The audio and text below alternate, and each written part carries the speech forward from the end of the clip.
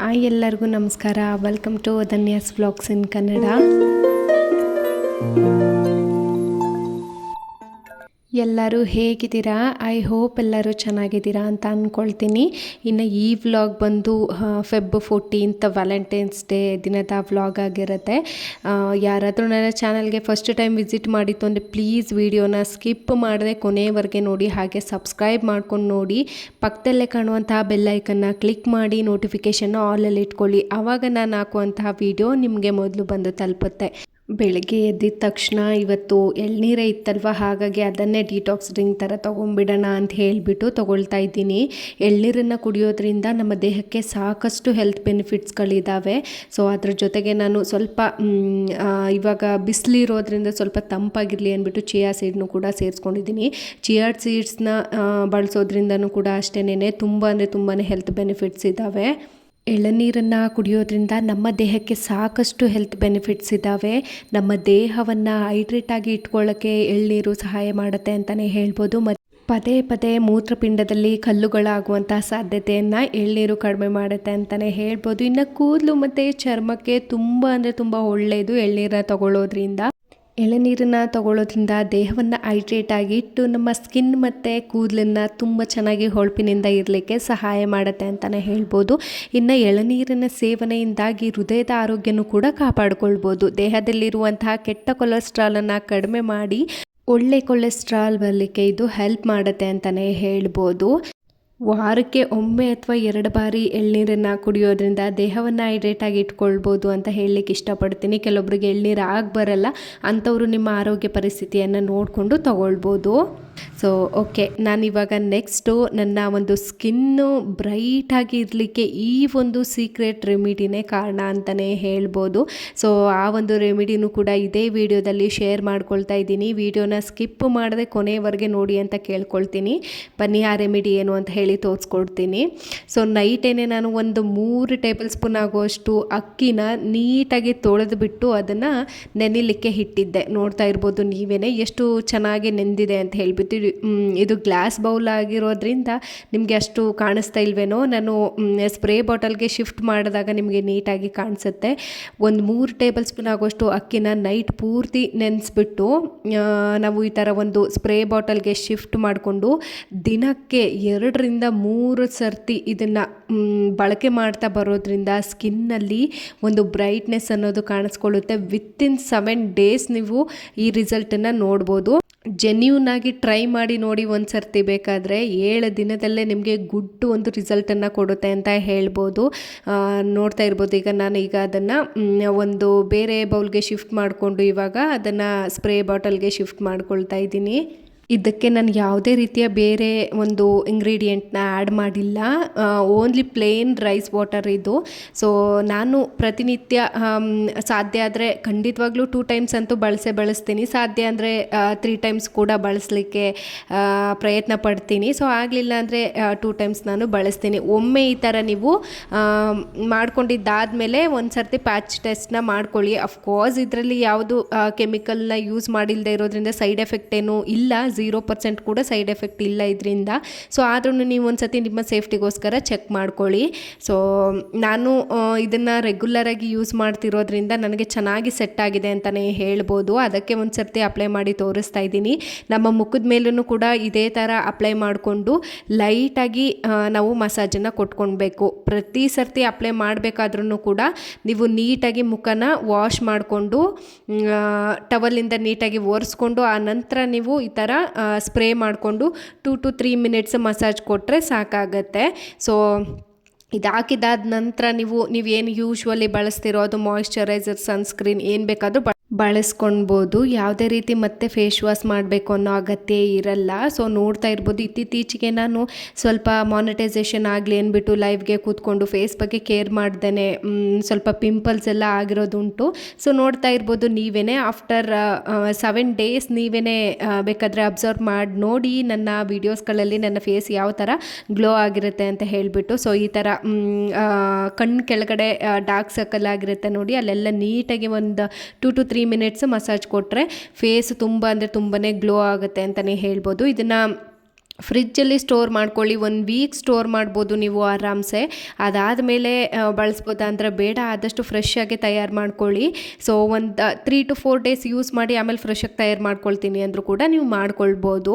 So ಇದಕ್ಕೆ ಹುಡುಗರೇ use ಮಾಡಬೇಕು, ಹುಡುಗಿರೇ use ಮಾಡಬೇಕು ಅಂತ ಏನೂ ಇಲ್ಲ. ಬಾಯ್ಸ್ ಗರ್ಲ್ಸ್ ಇಬ್ಬರೂ ಯೂಸ್ ಮಾಡ್ಬೋದು. ಇಬ್ಬರೂ ಯೂಸ್ ಮಾಡಿ ಒಂದು ಸರ್ತಿ ನೋಡಿ ಹೇಗೆ ಬರುತ್ತೆ ರಿಸಲ್ಟ್ ಅಂತ ಹೇಳಿಬಿಟ್ಟು ಕಾಮೆಂಟ್ ಹಾಕಿ, ಆಯಿತಾ? ಸೊ ಅದಾದ ನಂತರ ಟಿಫನ್ ಎಲ್ಲ ಮುಗಿಸ್ಕೊಂಡು ಮನೆ ಕೆಲಸ ಎಲ್ಲ ಮುಗಿಸ್ಕೊಂಡು ರೆಸ್ಟ್ ಮಾಡ್ತಾ ಇದ್ದೆ. ಸೊ ಹಸ್ಬೆಂಡು ಸಿಕ್ಕಾಪಟ್ಟೆ ಬಿಸಿಲು, ಸಿಕ್ಕಾಪಟ್ಟೆ ದಾಹ ಆಗ್ತಾ ಇದೆ ಅಂತ ಹೇಳಿದ್ರು.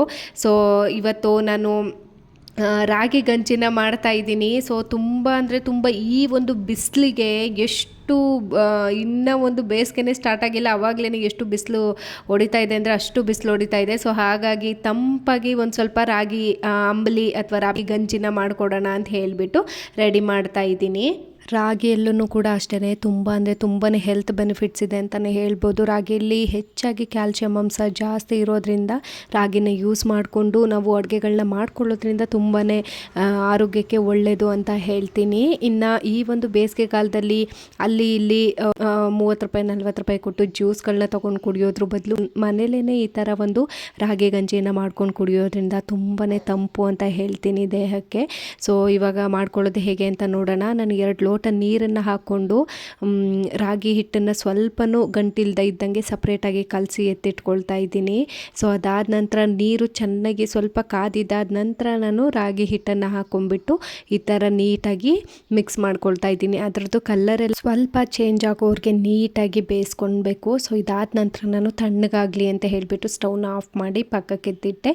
ಇವಾಗ ಸ್ವಲ್ಪ ಮಜ್ಜಿಗೆನ ರೆಡಿ ಮಾಡ್ಕೊಳ್ಳೋಣ ಅಂತ ಹೇಳಿಬಿಟ್ಟು ಒಂದು ಬೌಲ್ಗೆ ಮೊಸರನ್ನ ಹಾಕ್ಕೊಂಡು ನೀರನ್ನ ಹಾಕ್ಕೊಂಡು ನೀಟಾಗಿ ಮಜ್ಜಿಗೆನ ಮಾಡ್ಕೊಳ್ತಾ ಇದ್ದೀನಿ. ಇನ್ಸ್ಟೆಂಟಾಗಿ ಈ ಥರ ಮಜ್ಜಿಗೆನ ಮಾಡೋದ್ರಿಂದ ತುಂಬ ಚೆನ್ನಾಗಿ ಅನಿಸುತ್ತೆ, ಕುಡಿಲಿಕ್ಕೂ ಕೂಡ ತುಂಬ ರುಚಿಯಾಗಿ ಕೂಡ ಇರುತ್ತೆ. ನೀಟಾಗಿ ಮಜ್ಜಿಗೆನ ರೆಡಿ ಮಾಡ್ಕೊಳ್ತಾ ಇದ್ದೀನಿ. ಸೊ ಇದಾದ ನಂತರ ಅಂಬ್ಲಿ ಕೂಡ ಆರಿತ್ತು, ಅದಕ್ಕೆ ಇವಾಗ ನಾನು ಮಜ್ಜಿಗೆಯನ್ನು ಸ್ವಲ್ಪನೇ ಸೇರಿಸ್ಕೊಂಡು ಮಿಕ್ಸ್ ಮಾಡ್ಕೊಳ್ತಾ ಇದ್ದೀನಿ. ಮಜ್ಜಿಗೆನ ಸ್ವಲ್ಪನೇ ಹಾಕ್ಕೊಂಡು ಮಿಕ್ಸ್ ಮಾಡ್ಕೊಳ್ಳಿ. ಆಮೇಲೆ ತುಂಬ ತೆಳು ಆಗಿಬಿಟ್ರೆ ಅಂಬ್ಲಿ ಕುಡಿಯೋಕ್ಕೆ ಚೆನ್ನಾಗಿ ಅನಿಸಲ್ಲ. ಸೊ ಹಾಗಾಗಿ ಸ್ವಲ್ಪನೇ ಹಾಕ್ಕೊಂಡು ನೀಟಾಗಿ ಮಿಕ್ಸ್ ಮಾಡ್ಕೊಳ್ತಾ ಇದ್ದೀನಿ. ನೋಡ್ತಾ ಇರ್ಬೋದು ನೀವೇ, ಸ್ವಲ್ಪ ಗಟ್ಟಿ ಅನ್ನಿಸ್ತು, ಹಾಗಾಗಿ ನಾನು ಮತ್ತೆ ಇನ್ನೊಂದು ಸ್ವಲ್ಪ ಮಜ್ಜಿಗೆನ ಹಾಕ್ಕೊಂಡು ಮಿಕ್ಸ್ ಮಾಡ್ಕೊಳ್ತಾ ಇದ್ದೀನಿ. ಇದಕ್ಕೆ ಸ್ವಲ್ಪ ಪೆಪ್ಪರ್ ಪೌಡರು ಮತ್ತು ಉಪ್ಪನ್ನು ಸೇರಿಸ್ಕೊಳ್ತಾ ಇದ್ದೀನಿ. ಸೊ ಪೆಪ್ಪರ್ ಪೌಡರು ಆಪ್ಷನಲ್ಲಿ ನಿಮ್ಗೆ ಇಷ್ಟ ಇತ್ತು ಅಂದರೆ ಹಾಕ್ಕೊಳ್ಳಿ, ಇಲ್ಲ ಅಂದರೆ ಸ್ಕಿಪ್ ಮಾಡ್ಕೊಳ್ಬೋದು.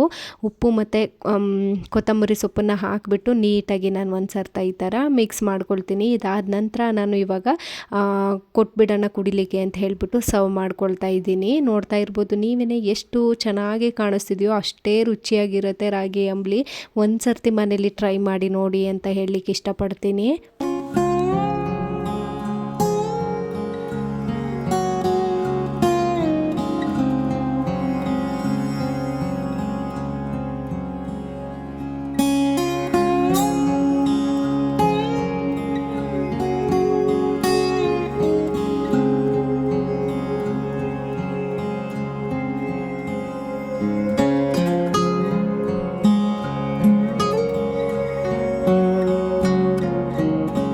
ಇನ್ನು ಮಧ್ಯಾಹ್ನಕ್ಕೆ ರಾಗಿ ಅಂಬಲಿನ ಕುಡ್ಕೊಂಡು ಸ್ವಲ್ಪ ಕೆಲಸಗಳಿತ್ತು, ಅದನ್ನೆಲ್ಲ ಮುಗಿಸ್ಕೊಂಡು ಮತ್ತೆ ಈವ್ನಿಂಗ್ ನಾನು ವ್ಲಾಗನ್ನು ಕಂಟಿನ್ಯೂ ಮಾಡ್ತಾ ಇದ್ದೀನಿ. ಹಾಯ್ ಎಲ್ಲರಿಗೂ ಗುಡ್ ಈವ್ನಿಂಗ್. ಸೊ ಇವತ್ತು ವ್ಯಾಲೆಂಟೈನ್ಸ್ ಡೇ. ಸೊ ಸಂಜೆ ಊಟಕ್ಕೆ ಏನಾದರೂ ಸ್ಪೆಷಲ್ ಮಾಡೋಣ ಅಂತ ಹೇಳಿಬಿಟ್ಟು ರೆಡಿ ಮಾಡ್ಕೊಳ್ತಾ ಇದ್ದೀನಿ. ಚಿಕನ್ ಗ್ರೇವಿ ಮತ್ತು ಗೀ ರೈಸನ್ನು ಮಾಡೋಣ, ಸಿಂಪಲ್ಲಾಗಿ ಆಗಿಬಿಡುತ್ತೆ ಬೇಗ ಅಂತ ಹೇಳಿಬಿಟ್ಟು ಕುಕ್ ಮಾಡ್ಕೊಳ್ಳೋಣ ಅಂತ ಹೇಳಿಬಿಟ್ಟು ರೆಡಿ ಮಾಡ್ಕೊಂಡಿದ್ದೀನಿ. ಸೊ ಯಾರೆಲ್ಲ ಇವತ್ತು ಏನೇನೆಲ್ಲ ಸ್ಪೆಷಲ್ ಅಡುಗೆ ಮಾಡಿದ್ರಿ ನಿಮ್ಮ ಹಸ್ಬೆಂಡ್ಗೋಸ್ಕರ ಅಂತ ಹೇಳಿಬಿಟ್ಟು ಕಾಮೆಂಟ್ ಮಾಡಿ ತಿಳಿಸಿ, ಆಯಿತಾ? ಮರೀತೇನೆ. ಸೊ ಬನ್ನಿ ನೋಡೋಣ ಹೇಗೆ ಮಾಡೋದು ಚಿಕನ್ ಗ್ರೇವಿ ಮತ್ತು ಗೀ ರೈಸನ್ನು ಅಂತ ಹೇಳಿಬಿಟ್ಟು. ಆಲ್ರೆಡಿ ನಾನು ಗೀ ರೈಸ್ ರೆಸಿಪಿನ ಶೇರ್ ಮಾಡಿದ್ದೆ, ಆದ್ರೂ ಹಸ್ಬೆಂಡ್ಗೆ ಇವತ್ತು ಮತ್ತೆ ಯಾಕೋ ಗೀ ರೈಸ್ ತಿನ್ನಬೇಕು ಅಂತ ಅನಿಸ್ತಾ ಇದೆ ಅಂದರು, ಹಾಗಾಗಿ ಮತ್ತೆ ಕುಕ್ ಮಾಡ್ತಾ ಇದ್ದೀನಿ. ಸೊ ಬನ್ನಿ ವ್ಲಾಗನ್ನು ಶುರು ಮಾಡೋಣ. ಮೊದಲಿಗೆ ನಾನಿಲ್ಲಿ ಚಿಕನನ್ನು ವಾಶ್ ಮಾಡಿ ಮ್ಯಾರಿನೇಟ್ ಮಾಡಿ ಇಟ್ಬಿಡೋಣ ಅಂತ ಹೇಳಿಬಿಟ್ಟು ರೆಡಿ ಮಾಡ್ಕೊಳ್ತಾ ಇದ್ದೀನಿ. ನೀಟಾಗಿ ಚಿಕನನ್ನು ತೊಳ್ಕೊಳ್ಳಿಕ್ಕೆ ನಾನಿಲ್ಲಿ ಉಪ್ಪು ಮತ್ತು ಅರಿಶಿನ ಪುಡಿನ ಸೇರಿಸ್ಕೊಂಡು ಚಿಕನನ್ನು ನೀಟಾಗಿ ವಾಶ್ ಮಾಡಿ ಎತ್ತಿಟ್ಕೊಳ್ತೀನಿ. ಚಿಕನನ್ನು ನೀಟಾಗಿ ವಾಶ್ ಮಾಡಿಕೊಂಡು ಸ್ವಲ್ಪನೂ ನೀರಿಲ್ಲದೆ ಇರೋ ಥರ ಇನ್ಬಿಟ್ಟು ತೊಗೊಂಡಿದ್ದೀನಿ. ಅದಾದ ನಂತರ ನಾನಿಲ್ಲಿ ಚಿಕನ್ನಿಗೆ ಸ್ವಲ್ಪ ಅರಿಶಿನ ಪುಡಿ, 2 ಟೇಬಲ್ ಸ್ಪೂನ್ ಆಗುವಷ್ಟು ಚಿಲ್ಲಿ ಪೌಡರು, 1 ಟೇಬಲ್ ಸ್ಪೂನ್ ಆಗುವಷ್ಟು ಗರಂ ಮಸಾಲ, ಸ್ವಲ್ಪ ಕಸೂರಿ ಮೇಥಿ, 3ರಿಂದ 4 ಟೇಬಲ್ ಸ್ಪೂನ್ ಆಗುವಷ್ಟು ಮೊಸರನ್ನ ತೊಗೊಂಡಿದ್ದೀನಿ. ಇಷ್ಟನ್ನು ಹಾಕಿ ನೀಟಾಗಿ ಮಿಕ್ಸ್ ಮಾಡ್ಕೊಳ್ಬೇಕು. ಸೊ ಮಸಾಲೆ ನೀಟಾಗಿ ಚಿಕನ್ಗೆ ಹಿಡಿಯೋ ಥರ ಮಿಕ್ಸ್ ಮಾಡಿಬಿಟ್ಟು ಒಂದು 1/4 ಗಂಟೆ ಅದನ್ನು ಎತ್ತಿಟ್ಬಿಡ್ತೀನಿ. ಸೊ ಅದಾದ ನಂತರ ನಾನಿಲ್ಲಿ ಸ್ವಲ್ಪ ಈರುಳ್ಳಿ ಮತ್ತು ಹಸಿರು ಮೆಣಸಿನ್ಕಾಯಿ ಬೇಕಿತ್ತು ಒಗ್ಗರಣೆಗೆ, ಅದನ್ನು ಕಟ್ ಮಾಡ್ಕೊಳ್ತಾ ಇದ್ದೀನಿ. ಅದಾದ ನಂತರ ಸ್ಟವ್ ಮೇಲೆ ಒಂದು ಪ್ಯಾನ್ನ ಇಟ್ಕೊಂಡಿದ್ದೀನಿ. ಅದಕ್ಕೆ 3ರಿಂದ 4 ಟೇಬಲ್ ಸ್ಪೂನ್ ಆಗುವಷ್ಟು ಎಣ್ಣೆನ ಹಾಕ್ಕೊಳ್ತಾ ಇದ್ದೀನಿ. ಒಂದೇ ಒಂದು ಚಿಕ್ಕದು ಚಕ್ಕೆ, 1 ಲವಂಗ, 1 ಮೊಗ್ಗು ಪಲಾವ್ ಎಲೆ, ಕಸೂರಿ ಮೇಥಿ, ಹಸಿರು ಮೆಣಸಿನ್ಕಾಯಿ, ಈರುಳ್ಳಿ ಇಷ್ಟನ್ನು ಹಾಕಿಬಿಟ್ಟು ನೀಟಾಗಿ ಫ್ರೈ ಮಾಡ್ಕೊಳ್ಬೇಕು. ಈರುಳ್ಳಿ ಸ್ವಲ್ಪ ಚೆನ್ನಾಗಿ ರೋಸ್ಟ್ ಆದ ನಂತರ ನಾನಿಲ್ಲಿ 1 ಟೇಬಲ್ ಸ್ಪೂನ್ ಆಗುವಷ್ಟು ಶುಂಠಿ ಬೆಳ್ಳುಳ್ಳಿ ಪೇಸ್ಟನ್ನು ಸೇರಿಸ್ಕೊಳ್ತಾ ಇದ್ದೀನಿ. ನೆಕ್ಸ್ಟ್ ನಾನಿಲ್ಲಿ ಮ್ಯಾರಿನೇಟ್ ಮಾಡಿ ಇಟ್ಟಿದ್ದೆ ಅಲ್ವಾ ಚಿಕನ್ನು, ಅದನ್ನು ಕೂಡ ಹಾಕಿಬಿಟ್ಟು ಸೇರಿಸ್ಕೊಳ್ತಾ ಇದ್ದೀನಿ. ಚಿಕನ್ನಲ್ಲಿರೋ ನೀರೆಲ್ಲ ಬಿಟ್ಕೊಂಡು ನೀಟಾಗಿ ಬೇಯಬೇಕು ಚಿಕನ್ನು. ಸೊ ನಾನು ಕುಕ್ಕರ್ಗೆ ಹಾಕ್ತಾ ಇಲ್ಲ, ಸೊ ಪ್ಯಾನಲ್ಲೇ ಮಾಡ್ಕೊಳ್ತಿರೋದ್ರಿಂದ ಸ್ವಲ್ಪ ನೀಟಾಗಿ ಬೇಯಲಿ ಅಂತ ಹೇಳಿಬಿಟ್ಟು ನೀಟಾಗಿ ಕೈ ಆಡ್ಕೊಳ್ತಾ ಇದ್ದೀನಿ. ಇನ್ ಕೇಸ್ ನೀವು ಕುಕ್ಕರ್ಗೆ ಹಾಕ್ಕೊಳ್ತೀನಿ ಅಂದರೆ ಇಷ್ಟಾದ ನಂತರ ನೀವು ನೀರನ್ನು ಸೇರಿಸ್ಬಿಟ್ಟು ಬೇಕಾದರೆ ಕುಕ್ಕರ್ಗೆ ಹಾಕಿ ವಿಷಲ್ನ ತೆಗೆಸ್ಕೊಬೋದು. ಸೊ ಚಿಕನಲ್ಲಿರುವಂತಹ ನೀರೆಲ್ಲ ನೀಟಾಗಿ ಬಿಟ್ಕೊಂಡು ಬೇಯೋ ಥರ ನಾನು ಇವಾಗ ತಿರುಗ್ಕೊಳ್ತಾ ಇದ್ದೀನಿ. ನೀಟಾಗಿ ಚಿಕನಲ್ಲಿರೋ ನೀರೆಲ್ಲ ಬಿಟ್ಕೊಳ್ತಾ ಇದೆ, ನೋಡ್ತಾ ಇರ್ಬೋದು ನೀವೇ. ಒಂದು ಪ್ಲೇಟ್ನ ಮುಚ್ಚಿಬಿಟ್ಟು ಒಂದು 5 ನಿಮಿಷ ನಾನು ಬೇಯಲಿಕ್ಕೆ ಬಿಟ್ಬಿಟ್ಟು ಸ್ವಲ್ಪ ಕಾಯಿನ ತೊಗೊಂಡಿದ್ದೀನಿ. ಕಾಯಿ ಮತ್ತು ನೀರನ್ನು ಹಾಕಿಬಿಟ್ಟು ರುಬ್ಕೊಂಡು ಬರ್ತೀನಿ. ಇವಾಗ ಅದನ್ನು ಬೇರೆ ಏನು ಇಂಗ್ರೀಡಿಯೆಂಟ್ ಹಾಕಿಲ್ಲ, ಬರೀ ಕಾಯಿ ಮಾತ್ರ ರುಬ್ಕೊಂಡಿದ್ದೀನಿ ಅಷ್ಟೇ. ಚಿಕನಲ್ಲಿರೋ ನೀರೆಲ್ಲ ನೀಟಾಗಿ ಬಿಟ್ಕೊಂಡು ಬೇಯ್ತಾ ಇದೆ, ನೋಡ್ತಾ ಇರ್ಬೋದು ನೀವೇ. ಸೊ ನೀಟಾಗಿ ಬೆಂದ್ಕೊಳ್ಳುತ್ತೆ ಚಿಕನ್, ಬೇಯಲ್ಲ ಆ ಥರ ಏನೂ ಆಗಲ್ಲ, ನೀಟಾಗಿ ಬೇಯುತ್ತೆ. ನೀವು ಒಂದ್ಸತಿ ಟ್ರೈ ಮಾಡಿ ನೋಡಿ. ಸೊ ಇವಾಗ ರುಬ್ಬಿರುವಂಥ ಕಾಯಿನ ಹಾಕ್ಬಿಟ್ಟು ಎಷ್ಟು ಬೇಕೋ ಅಷ್ಟು ನೀರನ್ನು ಸೇರಿಸ್ಕೊಳ್ತಾ ಇದ್ದೀನಿ. ಸ್ವಲ್ಪ ನೀರನ್ನು ಜಾಸ್ತಿನೇ ಸೇರಿಸಿ, ಸೊ ಅದೆಲ್ಲ ನೀಟಾಗಿ ಬೆಂದ್ಬಿಟ್ಟು ಗ್ರೇವಿ ಹದಕ್ಕೆ ಬರೋ ಅಷ್ಟಕ್ಕೆ ಸರಿ ಹೋಗುತ್ತೆ. ಸ್ವಲ್ಪ ನೀರನ್ನು ನೋಡಿಕೊಂಡು ಸೇರಿಸ್ಕೊಳ್ಳಿ. ಸೊ ನೋಡ್ತಾ ಇರ್ಬೋದು ಇವಾಗ ನೀವೇ. ನಾನು ಸ್ವಲ್ಪ ನೀರು ಕಡಿಮೆ ಅನಿಸ್ತು ನನಗೆ, ಅದಕ್ಕಾಗಿ ಇನ್ನು ಸ್ವಲ್ಪ ನೀರನ್ನು ಸೇರಿಸ್ಕೊಂಡ್ಬಿಟ್ಟು ತಿರುಗ್ಕೊಳ್ತಾ ಇದ್ದೀನಿ ನೀಟಾಗಿ. ಇದಾದ ನಂತರ ಉಪ್ಪನ್ನು ಹಾಕಿಬಿಟ್ಟು ನಾನು ಲಿಟ್ಟನ್ನು ಕ್ಲೋಸ್ ಮಾಡ್ತೀನಿ. ಉಪ್ಪು ಹಾಕೋ ವಿಡಿಯೋ ಶೂಟೇ ಆಗಿಲ್ಲ, ಮರಿದೇನೆ ಉಪ್ಪು ಸೇರಿಸ್ಕೊಳ್ಳಿ ಆಯಿತಾ. ಸೊ ಅದಾದ ನಂತರ ನಾನಿಲ್ಲಿ ತೋರಿಸ್ತಾ ಇದ್ದೀನಿ ನೋಡಿ, ಒಂದು 10 ನಿಮಿಷ ನೀಟಾಗಿ ಬೇಯಿಸ್ಬಿಟ್ರೆ ಚಿಕನ್ ಗ್ರೇವಿ ರೆಡಿನೇ ಆಗೋಗ್ಬಿಡುತ್ತೆ. ತುಂಬ ಅಂದರೆ ತುಂಬ ಟೇಸ್ಟಿಯಾಗಿ ಬಂದಿತ್ತು. ಸೊ ತುಂಬ ತೆಳುವಾದರೆ ಇಷ್ಟ ಆಗಲ್ಲ ನಮ್ಮ ಮನೆಯವ್ರಿಗೆ, ಹಾಗಾಗಿ ಇಷ್ಟು ಹದಕ್ಕೆ ನಾನು ಬೇಯಿಸ್ಕೊಂಡಿದ್ದೀನಿ. ಸೊ ಇವಾಗ ಗೀ ರೈಸ್ ಮಾಡಿಬಿಡೋಣ ಅಂತ ಹೇಳಿಬಿಟ್ಟು ರೆಡಿ ಮಾಡ್ಕೊಳ್ತಾ ಇದ್ದೀನಿ. ಆ್ಯಸ್ ಯೂಶ್ವಲ್ ಸ್ಟವ್ನ ಹಚ್ಕೊಂಡು ಒಂದು ಕುಕ್ಕರ್ನ ಇಟ್ಕೊಳ್ತಾ ಇದ್ದೀನಿ. ಕುಕ್ಕರ್ ಕಾದಿದ್ದಾದ ನಂತರ ಸ್ವಲ್ಪ ಎಣ್ಣೆನ ಸೇರಿಸ್ಕೊಳ್ತಾ ಇದ್ದೀನಿ. 2 ಪಲಾವ್ ಎಲೆ, ಒಂದೇ ಒಂದು ಚಿಕ್ಕದು ಚಕ್ಕೆ, 2 ಲವಂಗ, ಒಂದೇ ಒಂದು ಏಲಕ್ಕಿ, ಮತ್ತು ಕಸೂರಿ ಮೇಥಿ, 2 ಸ್ಟಾರು, ಮತ್ತು ಒಂದು 3ರಿಂದ 4 ಆಗುವಷ್ಟು ಗೋಡಂಬಿನ ಸೇರಿಸ್ಕೊಳ್ತಾ ಇದ್ದೀನಿ. ಸ್ವಲ್ಪ ಸೋಂಪು ಕಾಳು. ನನ್ನ ಮಗಳು ಸ್ವಲ್ಪ ಗಲಾಟೆ ಮಾಡ್ತಿದ್ದಾಳೆ, ವಾಯ್ಸ್ ಏನಾದರೂ ಸರಿಯಾಗಿ ಕೇಳಿಸಿಲ್ಲ ಅಂದರೆ ಪ್ಲೀಸ್ ಬೇಜಾರು ಮಾಡ್ಕೊಳ್ಬೇಡಿ. ಅದಾದ ನಂತರ ಹಸಿರು ಮೆಣಸಿನ್ಕಾಯಿ ಮತ್ತು ಈರುಳ್ಳಿನ ಸೇರಿಸ್ಕೊಂಡು ಫ್ರೈ ಮಾಡ್ಕೊಳ್ತೀನಿ. ನಾನು ಚಿಕನಿಗೆ ಹಾಕೋಕ್ಕೆ ಅಂತ ಹೇಳಿಬಿಟ್ಟು ಸ್ವಲ್ಪ ಹಾಲನ್ನು ತೆಗೆದಿಟ್ಕೊಂಡಿದ್ದೆ ಅಲ್ಲ, ಅದನ್ನು ಕೂಡ ಸೇರಿಸ್ಕೊಂಡೆ. ಅದಾದ ನಂತರ ನಾನಿಲ್ಲಿ ಹಾಲನ್ನು ಹಾಕ್ಕೊಳ್ತಾ ಇದ್ದೀನಿ.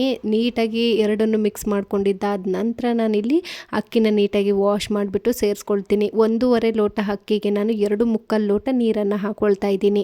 ಗೀ ರೈಸ್ ಸ್ವಲ್ಪ ಉದ್ದುದ್ರಾಗಿ ಆಗಬೇಕು ಅಂದರೆ ಸ್ವಲ್ಪ ನೀರನ್ನು ಕಡಿಮೆ ಹಾಕ್ಕೊಳ್ಳಿ ಅಷ್ಟೇನೆ. ಅದಾದ ನಂತರ ನಾನಿಲ್ಲಿ ರುಚಿಗೆ ತಕ್ಕಷ್ಟು ಉಪ್ಪನ್ನು ಹಾಕಿಬಿಟ್ಟು ಒಂದು ಕುದಿ ಬಂದಾದ ನಂತರ ನಾನಿಲ್ಲಿ ಕುಕ್ಕರ್ನ ಕ್ಲೋಸ್ ಮಾಡಿ 2 ವಿಷಲ್ನ ತೆಗೆಸ್ಕೊಳ್ತೀನಿ. ನೋಡ್ತಾ ಇರ್ಬೋದು ನೀವೇ, ಕುಕ್ಕರ್ ವಿಷಲ್ ಬಂದಾಗಿ ಆರದ ಮೇಲೆ ನಾನು ವಿಷಲ್ನ ತೆಗೆದು ತೋರಿಸ್ತಾ ಇದ್ದೀನಿ.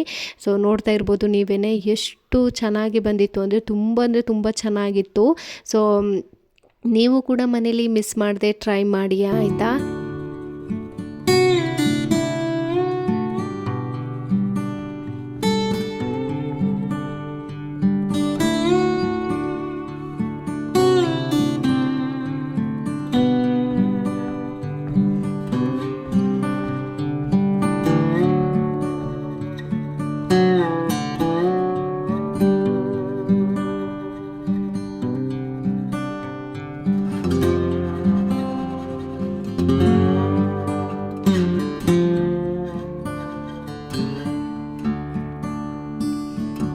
ಎಲ್ಲನೂ ರೆಡಿ ಮಾಡಿದಾದ ನಂತರ ನನ್ನ ಹಸ್ಬೆಂಡ್ಗೂ ಕೂಡ ಹಾಕ್ಕೊಟ್ಬಿಟ್ಟು ಚಿನ್ನಿ ಮಗು ಕೂಡ ಟೇಸ್ಟ್ ಮಾಡಿಸೋಣ ಅಂದ್ಬಿಟ್ಟು ಮಾಡಿಸ್ತಾ ಇದ್ದೀನಿ. ಚಿಕನ್ ನೋಡ್ತಾ ಇರ್ಬೋದು ನೀವೇ ಎಷ್ಟು ಚೆನ್ನಾಗಿ ಬೆಂದಿದೆ ಅಂದ್ಬಿಟ್ಟು. ತುಂಬ ಅಂದರೆ ತುಂಬ ಸಾಫ್ಟಾಗೇ ಬೇಯುತ್ತೆ. ನೀವು ಕೂಡ ಮಿಸ್ ಮಾಡದೆ ಮನೇಲಿ ಟ್ರೈ ಮಾಡಿ ನೋಡಿ. ಬನ್ನಿ ಟೇಸ್ಟ್ ಹೇಗಿದೆ ಕೇಳೋಣ.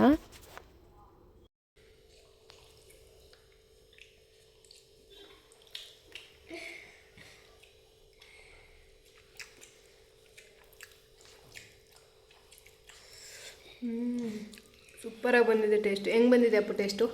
ಚೆನ್ನಾಗಿದೆ. ತುಂಬ ಚೆನ್ನಾಗಿದೆ. ಚಿಕನ್ ಗೊಜ್ಜು ಹೆಂಗೆ ಬಂದಿದೆ?